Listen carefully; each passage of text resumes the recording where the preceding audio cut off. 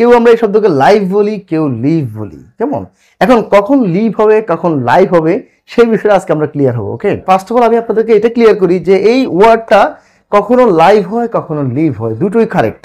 তো এখন আমরা যেটা জানবো সেটা হচ্ছে কখন লিভ হবে, কখন লাইভ হবে, সেটা আমরা এখন ক্লিয়ার হবো। কেমন? তো আমি এখানে দুটি সেন্টেন্স দিয়েছি। একটা হচ্ছে আই লিভ ইন ঢাকা, আমি ঢাকায় বাস করি। দেখুন এই শব্দটা দ্বারা লিভ বোঝায়। আই লিভ ইন ঢাকা, আমি ঢাকায় বাস করি। এখানে এটা হচ্ছে লিভ। দ্যাট মিনস যদি কোথাও বাস করা বোঝায় বা অবস্থান করা বোঝায় সেক্ষেত্রে হবে লিভ, সেক্ষেত্রে কিন্তু লাইভ হবে না। ঠিক আছে? বানানে কিন্তু উচ্চারণ দুই রকম হবে। পরের সেন্টেন্সে আসা যাক, I mean live on Facebook. দেখেন এই যে একই ওয়ার্ড, একই বানান, বাট উচ্চারণ কিন্তু ভিন্ন। এখানে হচ্ছে live, I mean live on Facebook, মানে আমি ফেসবুকে লাইভে রয়েছি।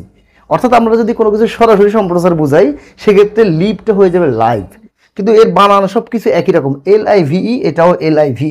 দুইটা শব্দের স্পেলিং কিন্তু সেম, কিন্তু উচ্চারণের ক্ষেত্রে এটা হবে লিভ আর এটা হবে লাইভ। আশা করি আপনারা লাইভ এবং লিভের পার্থক্যটা ভালো করে বুঝতে পেরেছেন। তো সবাইকে ধন্যবাদ। পরবর্তী ক্লাসে আবার দেখা হবে। আসসালামু আলাইকুম রহমতুল্লাহ।